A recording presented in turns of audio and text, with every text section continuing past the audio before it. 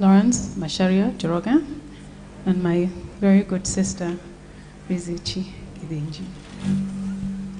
I first want to just thank everybody for taking their time today to come and mourn with us. We as the family do not take this for granted, and I will try to get through this. So the other day I came across a letter I had written to my mom when I was in university in the US.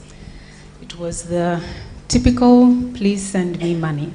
So unlike our other family members, we used to be given money. So that was the purpose of that letter. But it made me laugh because I sounded so naive. But what was interesting in that letter was we were sharing so many secrets. But living apart for over 18 years, our relationship diminished a little. But when we moved back to Kenya, we were able to reconnect, and this was the last 12 years. But more so in the last 2 years when she was ailing. Like many mothers, she stood between us and our father as a mediator and an enforcer. She was soft-spoken in nature, but she was able to maneuver and manage to petition for us, her children. There were many lessons that I learned from my mom growing up, but what stands out and what my children are a victim of is the tendency to administer one child's medicine to another child. My mother was someone who did not want to waste, and as a testament of where she never forgot where she came from, and that she would rather live within her means and have those resources to help others. I'll let you in on a little secret. Many of the nice things that Mom had were pushed on her either by myself, my siblings, or Jenga. And Jenga told us a story of how they got tired of riding in the little Harrier. And they wanted to upgrade themselves, but in a very soft manner. They approached Mom, and she acquired a Land Cruiser so that they can be visiting all the many churches and communities that, and all the work that they were doing. So my mom was simple, and she was very, very frugal. So we know my mom as a true epitome of hard work, determination, and innovation. However, for me, what stands out was that she was a symbol of reinvention. She constantly talked to me on how she had picked up her life and reestablished herself in her later years, and this is when she was in her late 40s.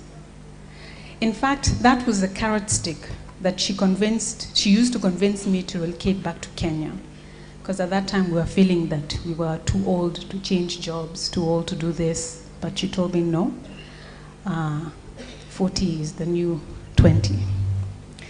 So she convinced us to relocate, and we came and we joined her business. She questioned, and this is when we're still in the US, she questioned, why are we putting so much effort into building up a nation that was not even our home? She made me understand that working was not only about providing for my family, but it was also about contributing to the lives of others, and that we should think hard about whose lives we were really impacting. I know many are surprised and even shocked at the passing of Mom. I'll take this time to just give a brief or mention a few things about her journey, because the last 2 years I worked very closely with her. And also because there are some lessons that she wanted us to learn from her experience in her typical manner as an encouragement to many other people, especially those who are navigating the medical space. So many don't know that for over 5 years she was not feeling well. And for the last 3 years, her illness started to escalate. Many of the events, shows, meetings, speaking engagements, church services, school meetings, those that she attended, and many of you know because you attended them together with her. She was participating in her very weakened state. God is the one who provided her with the strength and the ability to give her all at those events. But in the background, I tell you, she was very wary. She visited many doctors during this time of sickness, and nothing was diagnosed to explain why she was feeling unwell, why she was ailing. She spared no expenses, as you've already heard, and we traveled to India, we traveled to the US, looking for different specialists, desperately trying to find out what was ailing her. And a conversation we had was, not knowing was worse than knowing. But little did we know. So when it was finally diagnosed that she had cancer, of course her first reaction was she was very angry because she had put all this effort into trying to figure out what was wrong with her. We could not understand how the specialists could have missed a disease that is so big, so devastating, and so evil. But she refused to dwell on this aspect. She refused to dwell on this knowledge, and she quickly put on her armor, preparing herself for the battle ahead. She fought hard through the whole of 2023. We truly believed that she would recover. So the lessons she wanted us to take heed of: number 1, take full control of your health care. Believe what your body is telling you and never give up on finding out why. Secondly, do not be afraid to challenge the medical field. Let us not forget they too are practicing their craft and they do not have all the answers. So do not allow them to settle if you are still not feeling well.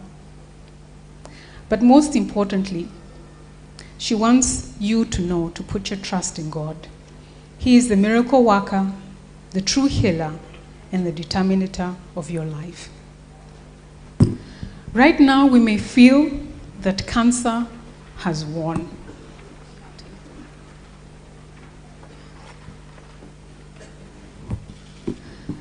That cancer has taken another loved one away from us, and I'm sure this makes us very angry and sad. But family, friends, dear ones, let me tell you that cancer did not win. Amen. But our God has taken Mom home. Amen. As her reward. Amen. And this we can testify from Isaiah 57, 1-2. And I read, "The righteous perish, and no one takes it to heart. The devout are taken away, and no one understands that the righteous are taken away to be spared from evil." Amen. Those who walk uprightly enter into peace. They find rest as they lie in death. And that is Mom. Amen. So I want to leave you with another challenge that Mom passed on down to us. Those who knew her personally and those who knew her from a distance. And we can all attest, and you will continue to hear very many stories about Mom. But I'll read from the Bible. And I've struggled with this Bible name, so please bear with me. Ecclesiastes 9:10. And I read, because this was Mom's life. "Whatever your hand finds to do, do it with your might." Can we all attest to that? Yes. That is Mom. "For there will be no work or device or knowledge or wisdom in the grave where you are going."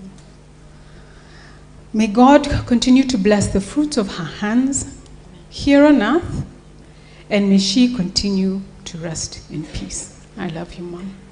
Amen.